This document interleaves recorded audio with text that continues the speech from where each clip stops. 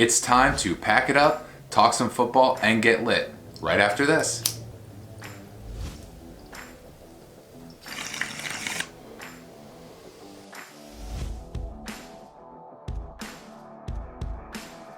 Welcome back, football fanatics. You know what time it is. It's time for those picks. But before we get into all that, let's recap last week of my yearlies. We won in Yahoo again. We are now tied for first. Heading close to the playoffs, we have clinched this spot, hoping for that first week bye, and we are moving right along. Also, had a couple nice lineups last week. The one I gave didn't cash in, but again, had another high one right here. Again, using low percentage owned people to get some money. Now, before we get into this week's picks, time to fry that turkey up, folks. Oh, the seasoning though.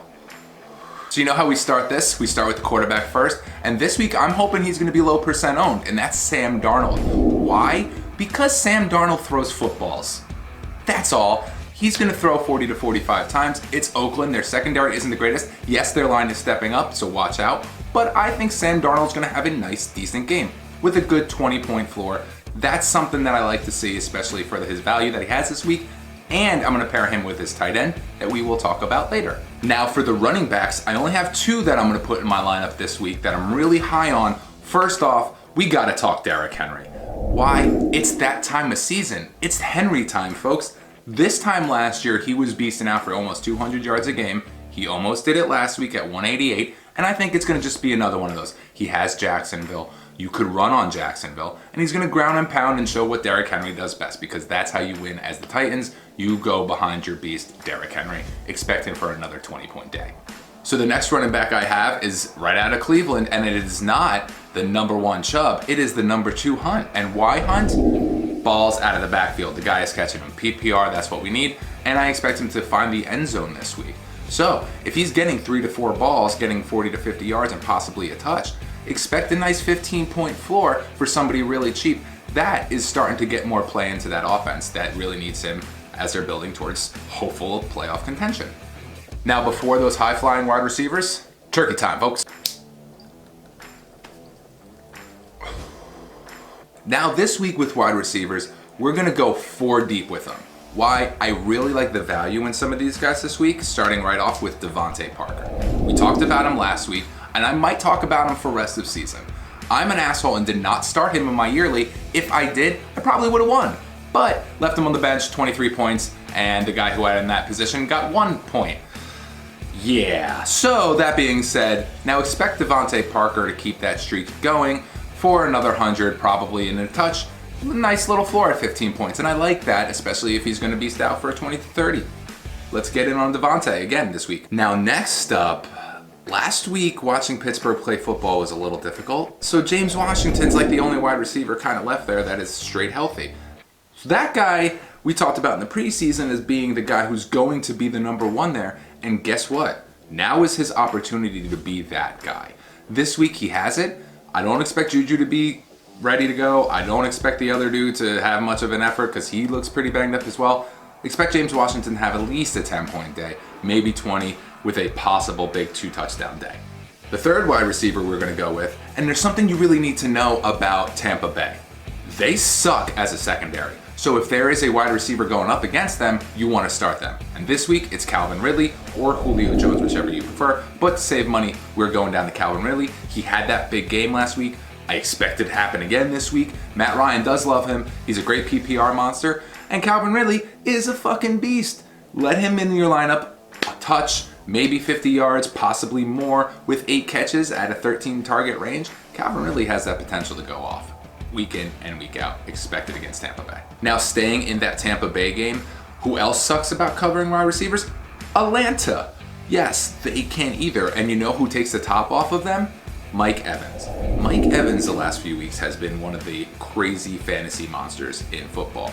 Godwin was a beast early in the season, but now Mike Evans has come on strong, showing what he does best, and that's catch 30 balls a game if possible. Yes, I'm exaggerating. He only catches 10 to 15, but that being said, expect him to have another huge game. I like him this week, especially to someone in the flex at $7,200. Yes, you have a lot of room to play with money there. So there's a lot of different options you could do, but I like these guys to throw into any of your lineups this week at wide receiver. Turkey's done.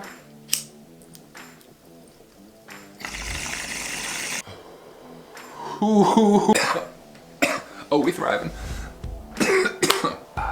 Coffee and chronic. Breakfast of champions. Now, let's touch on the tight end and that defense. And we talked kind of pairing the tight end with our quarterback this week, and that is Ryan Griffin. If you haven't noticed, Ryan Griffin is the top tight end the last 2 weeks. If Sam Darnold's on the field throwing footballs, it's either Crowder or Griffin catching them. Mostly Griffin the last couple weeks. Expect him to have another solid day this week. I really like Griffin this week. I try to pick him up in all my leagues. I only got him in one. But that being said, he will go off because Sam Darnold is throwing the football and Oakland can't cover tight ends. And lastly, let's talk about that defense we've been really talking about all year, and that's the Patriots. I don't really need to say anything more than it's the Patriots. Look, best defense all year. Yes, the Ravens are coming on strong, and you could start the Steelers this week as well. There are a lot of other matchups I like, but for the value to get what the Patriots could give you, just go with them. You got no risk there, which is what I like. That way you only have one or two, and it's really easy to get some of those really comfortable plays. That way you're not sweating it most of the day like I usually do.